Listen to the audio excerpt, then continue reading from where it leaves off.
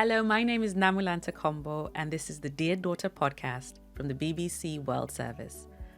I'm collecting letters of advice for my daughter Coco and for daughters everywhere. You can find us and subscribe wherever you get your podcasts. This season, I'm talking to parents who've been touched by fame in different ways. And today, I'm talking to a mother about what happens when your child starts getting famous on social media. My guest today is Mama Seebz. She's a content creator from New Zealand and is originally from Iraq. She got started on TikTok when her daughter Aya started posting videos as Not Just Aya back in 2020. Her real name is Seba. Hi, Seba. Hi, How are you? I'm good, thank you. So you're Mama Seebz. You're known on TikTok as Mama Seebz. But tell me a bit about Mama Seebz and what you actually do on TikTok. Well, we started by posting dance videos together with my daughter, and then slowly my son as well, but mainly my daughter, who decided during lockdown that instead of me sitting there complaining about how much time she spent on her phone, that she would get me on the app and get me to jump along. And I guess that's where our dance content started. And then eventually we moved into making learning language videos, cultural celebrations, just, any everyday life kind of content, I guess, that people can relate to, but a lot of like mother and daughter relationship. Yeah. And your daughter Aya, you said she got you into TikTok. Were you familiar Yes. with it? How familiar were you with TikTok and social media as a whole before she introduced you to it? I was not familiar. Not familiar. I was actually quite frustrated because every time I asked, "What are you doing?" "I'm scrolling." "What are you scrolling?" "I'm scrolling on TikTok." And I'm like, what is this? How can you spend so many hours just scrolling and be so fully entertained that you can't even really hear anyone around you, I guess? And so I really had no idea what it was. And I stopped and took a step back and went, okay, well, she's trying to invite me to understand. And as a parent, it's my job to, I guess, at times get on my child's level and really try and openly understand where she's coming from rather than try and just push my opinion of you're wasting your time on your phone. Actually understand what is the world she's living in, what is she doing, how does it work, and why is it occupying. And once I got that, I really connected. We connected. We'd send each other videos. We'd, share videos and have a laugh about it. And eventually we moved into like sending each other videos. She'd send me a video and say, "Mom, can you learn this dance?" I must admit, it would take me 3-4 days when I first started to learn something. And I'd be sitting in bed, like watching it repeatedly. And then I'd go and say, "Hey, I've learned it." And then we'd film. So it really was a process, and it was a process of our relationship together because it went from just constantly arguing and butting heads to a big understanding and I guess stepping into her world rather than wanting her to be in mine. How long is it Yeah, taking you to learn the dances now? it takes me about 3 minutes. Oh, I do have 3 minutes actually. But your daughter Aya, she's come a long way from the girl that was sitting in her room scrolling through TikTok. Could you tell us a bit about what she's up to now? So Aya, from lockdown until now, went through a journey where she was a dancer. And so she had just finished school and wanted to take that up as a career. And when hit with lockdown, realized this is not going to work. There are no jobs on cruise ships at the moment. And so she decided to start doing what she does best online. And by the time she came out of lockdown, she had made videos, got her first couple of jobs creating content. for certain companies and certain brands. And she had got herself a management company who were starting to work with her and get her work. And so about a year and a half after that, she actually decided to leave her part-time job and go into social media content creation full-time.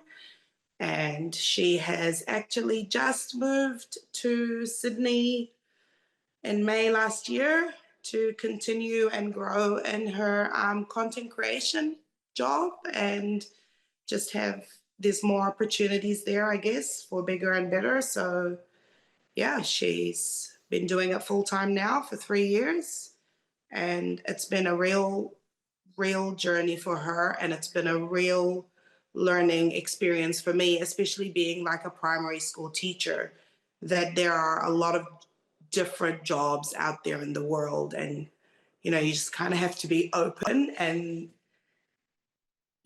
realize that when someone says to you, hey, I'm going to be the next Charlie D'Amelio, you don't go, oh, that's never going to happen, and laugh it off, because that's kind of what I did. And, here years later, I've been proven wrong. Yeah. What type of numbers are we talking about in terms of views or subscriptions for both of you?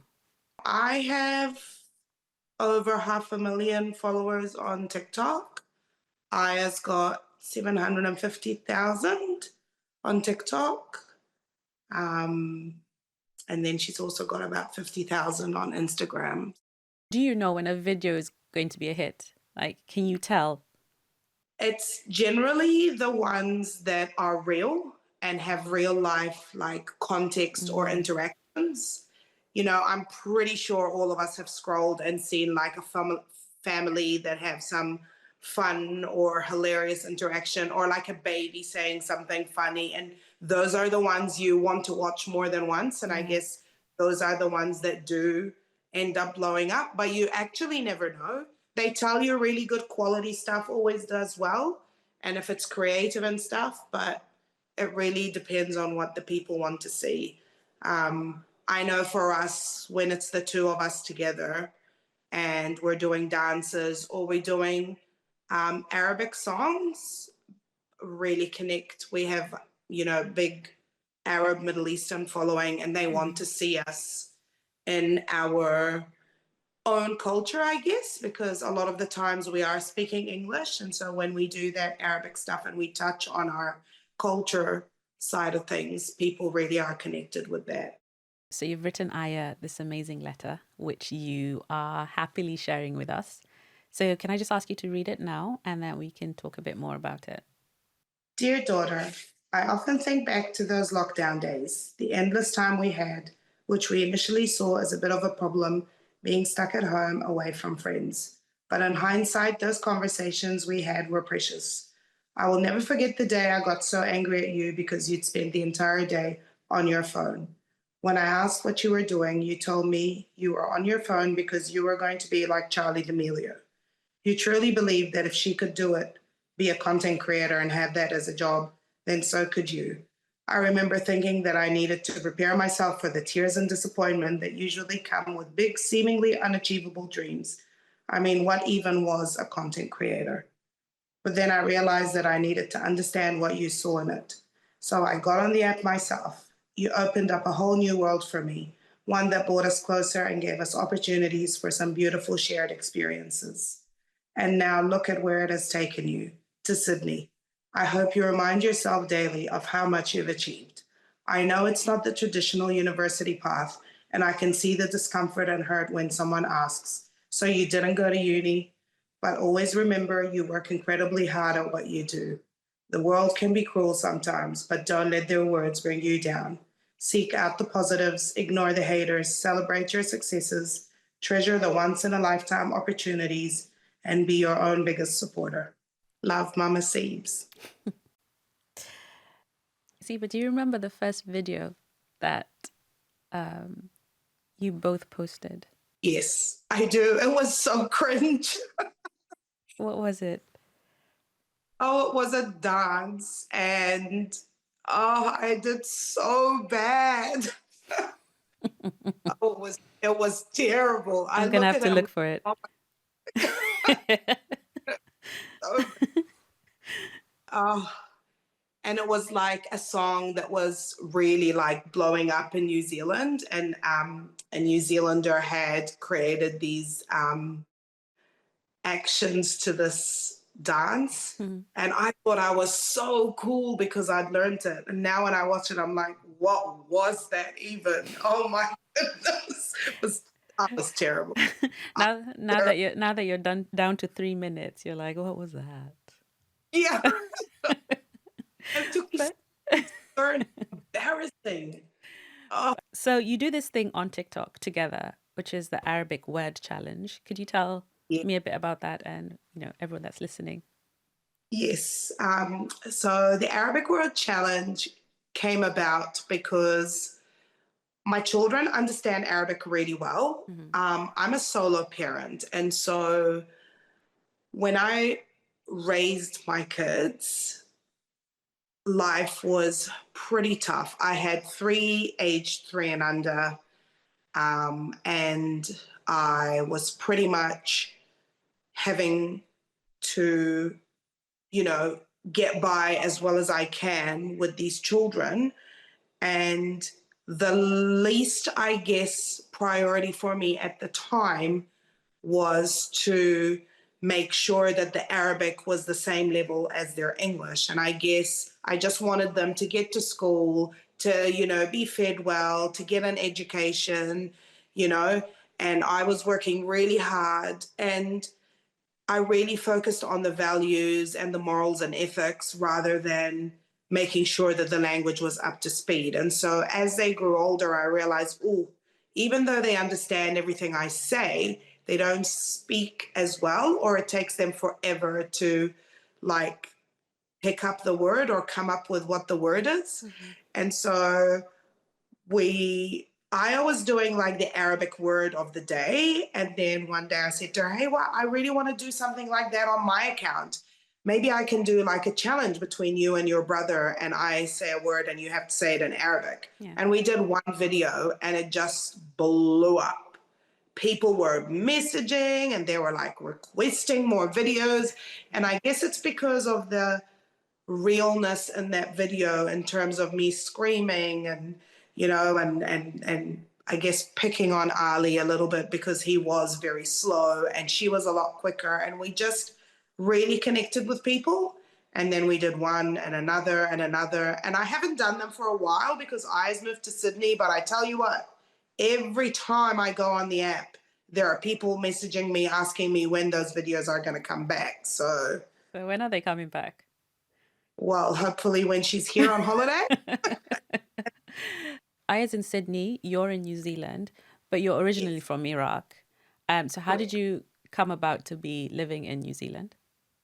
My parents lived well, they met in Southampton in the UK. Hmm. They were both studying their PhDs there, and they met and they got married. They had me, and then we moved to Kuwait, and that's where I went to primary school. Mm.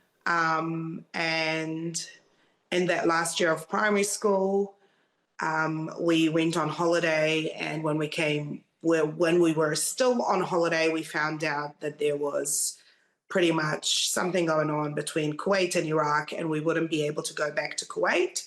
And so, as Iraqis, we would have to go back to Iraq. And so, that journey took us to Iraq, a place that I hadn't really lived in as a child. And sadly, there was the war, and that is an experience that I would never wish on anyone. It is quite a rough experience to have as a child, but I guess has shaped me Hmm. now to be who I am in many ways. And after that, we went to Jordan. And my dad said, I am going to find somewhere where we can go where it's peaceful and quiet. And you guys can go to school and then hopefully university and so forth. And there were two options at the time that Dad applied for immigration to, and it was New Zealand and Australia. And I guess our New Zealand residency came first. And so 2 years after waiting in Jordan, we immigrated to New Zealand in 1993 and have been here since. I remember Dad saying, "See this place at the bottom of the map? That's where we're going. In that dot at the bottom of the map." And he's like, "Yeah, apparently they have a lot of sheep and a lot of grass." And I'm like, "Sweet. Do they speak English?" And he was like, "Yes." And I'm like, "Sold. We're going." Well, is it important for you to have both cultures as part of the content that you create? It is. Being an Arab, Middle Eastern, even a Muslim person is like, it's who I am on the inside.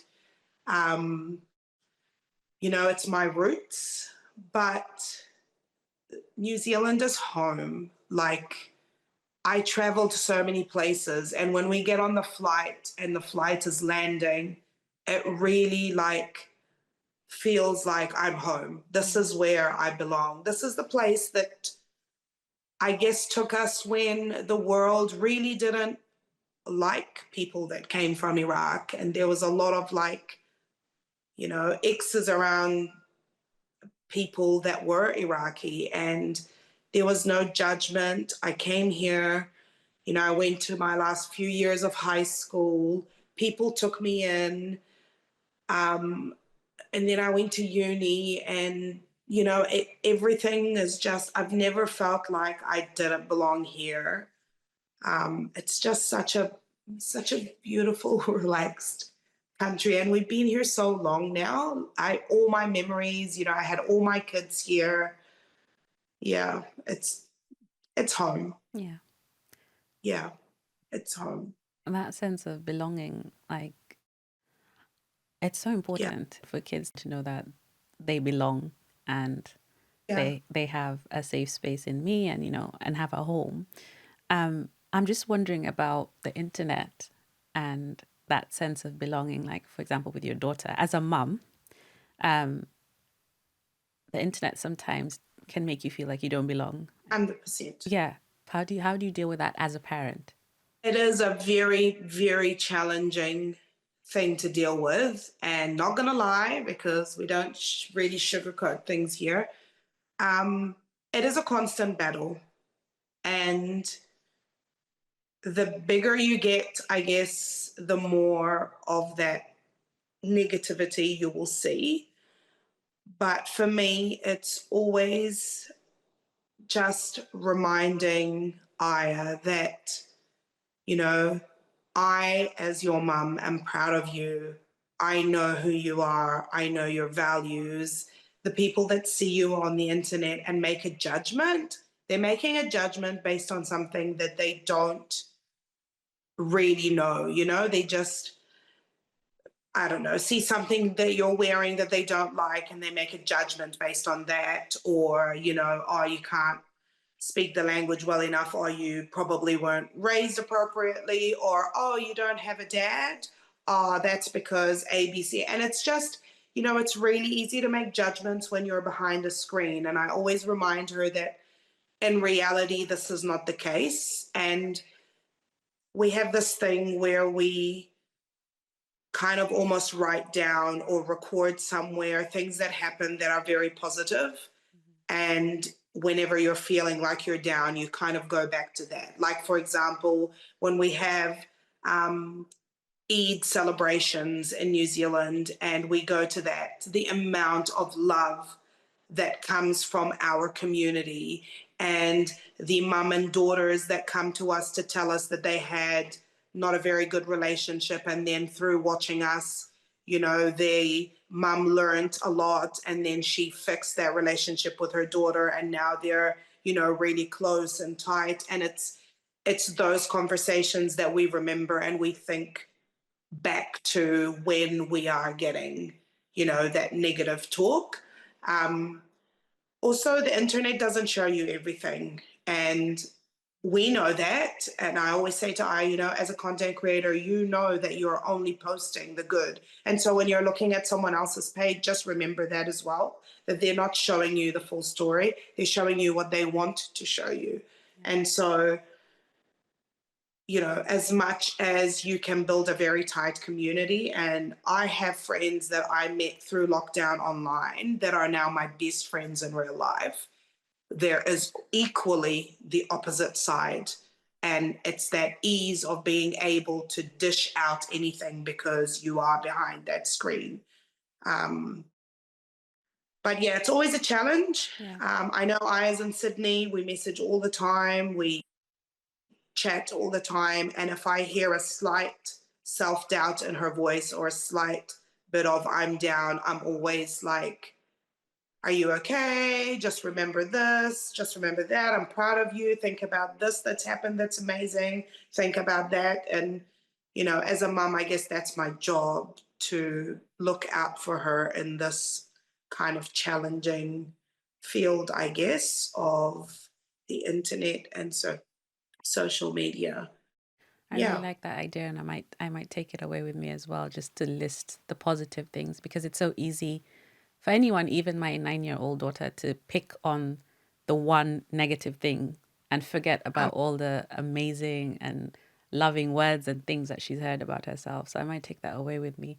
But for example, you have a scarf, you cover your head, you wear a hijab, and Aya doesn't. She's a makeup and beauty influencer. I'm just wondering how that has unfolded online in terms of the feedback that Ooh, that you both get. I guess it brings a lot of drama. Yeah. Um, People, a lot, and I'm going to say people, not everybody, some people, use that as an opportunity to really try and break her and tear her down.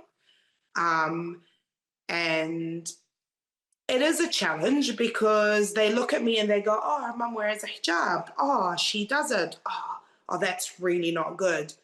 But actually, the context that they're missing is, yeah, her mum wears a hijab. She chose to do that at the age of 33. How old's Aya? Well, she's 21. So straight away, it's that you don't really know the full story and you're making a judgment. But because you can see us and we're out there and we're open and we have a platform where you can just hit, then you are hitting at us. And so that does come with challenges. Um, and it is probably our biggest point of, I guess, openness to getting that hate, I guess, and getting picked on, especially during religious occasions. I don't know why people think that is an appropriate time to do that. But again, I'm always trying to remind her that, remember, they're just making a judgment based on the outside, okay? They don't know you. They don't know who you are as a person, what your beliefs are, what you do, what good you do out there. Yeah. They're just judging a book by its cover.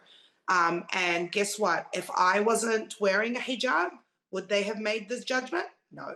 Mm-hmm. And I guess sometimes I feel really guilty because that part of me is bringing her a lot of pain. Um, but I often do apologize and say, I'm really sorry. If I wasn't the way I am, you probably wouldn't get that. And she, now that she's older, says, no, don't worry, mum, they would have found something else. Because, if you want to hate, you're going to find something to hate on.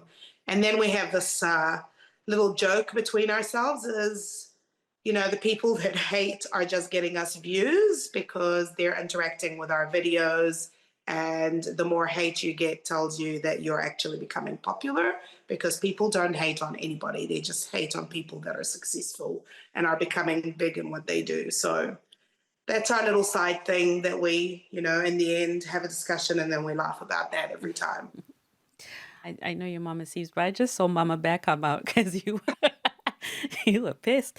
But it's true Yeah. because like, just don't poke the bear. Like when it comes to my cubs, don't do it. But Literally.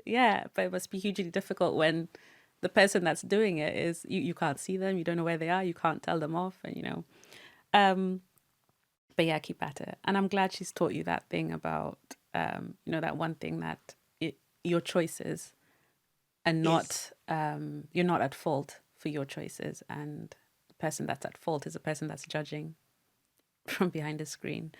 So what's next for you guys?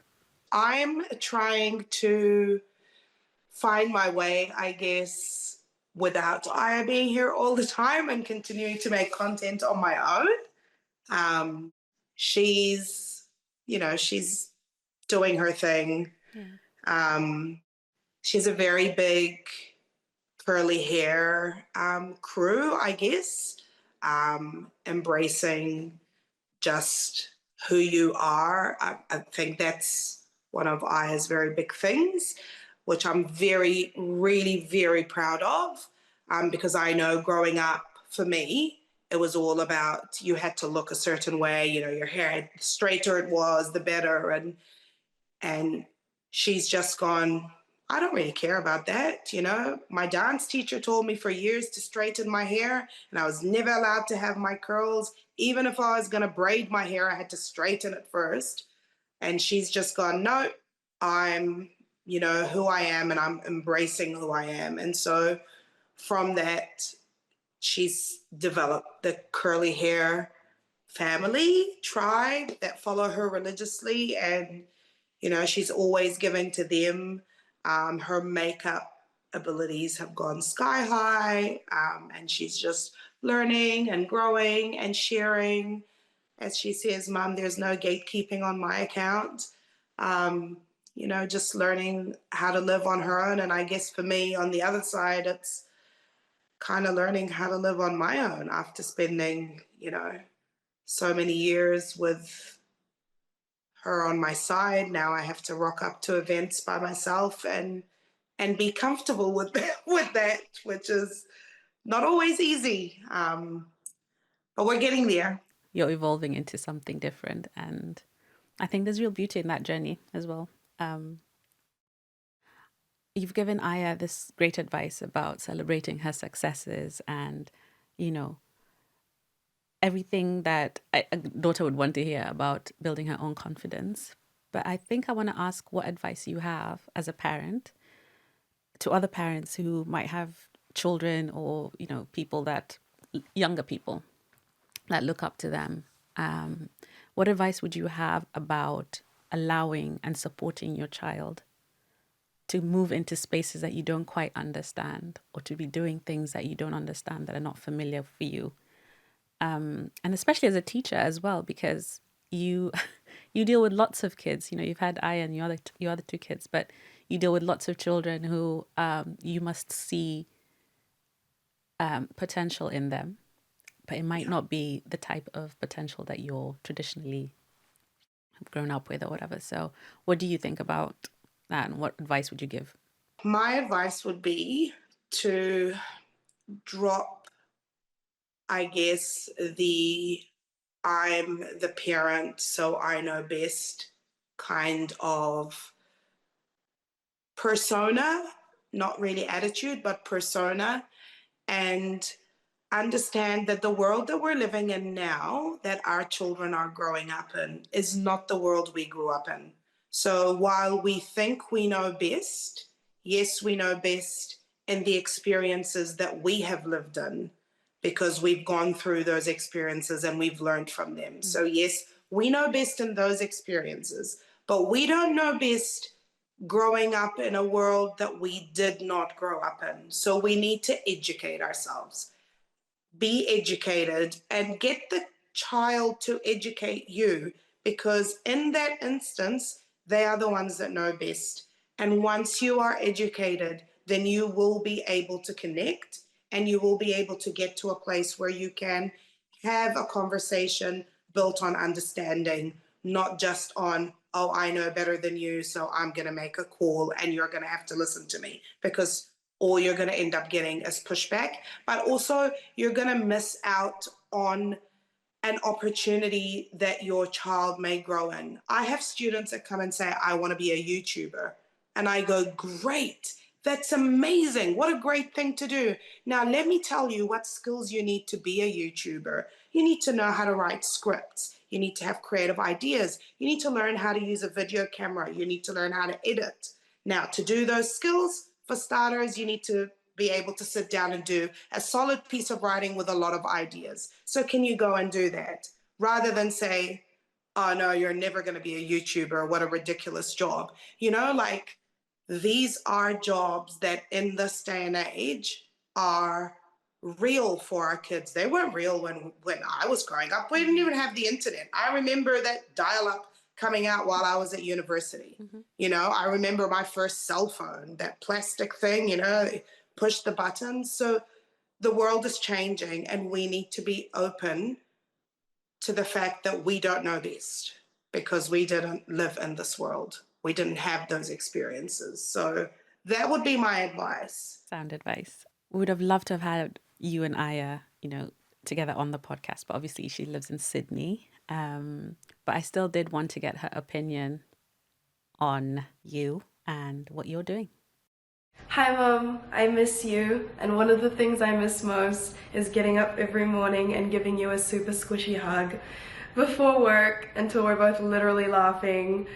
I don't get to do that anymore, and I really miss my morning hug, but I am really, really grateful because I'm in the place that I am right now, living my absolute dream, which I never even thought I'd be able to do, because you were the one who supported me and helped me and pushed me into that direction and helped me grow. And I really don't think I would have been able to do that without you, even though when I was younger it felt like it was annoying because it felt like you were too involved and like you were telling me things all the time. But truly, I wouldn't change that now that I'm older and like I know what it's done for me. Like, I don't think I could have asked for a better mother. You've like supported me through everything, given me so much love, and I love you so much, and I miss you, but I'll see you soon. That should have come with a warning. I and the team here have been sneaking behind your back, and she just really wanted you to know how much she appreciates having you as a mom. Good job, Mama Seebz. Thank you. And thank you for coming onto the podcast, onto the Dear Daughter podcast. Thank you so much for having me. Oh, I'm about to cry as well. Good luck with everything. Thank you so much. Right. Thank you for watching this episode of Dear Daughter for the BBC World Service YouTube channel with me, Namulanta Kombo. Subscribe to our channel now so you don't miss a single episode.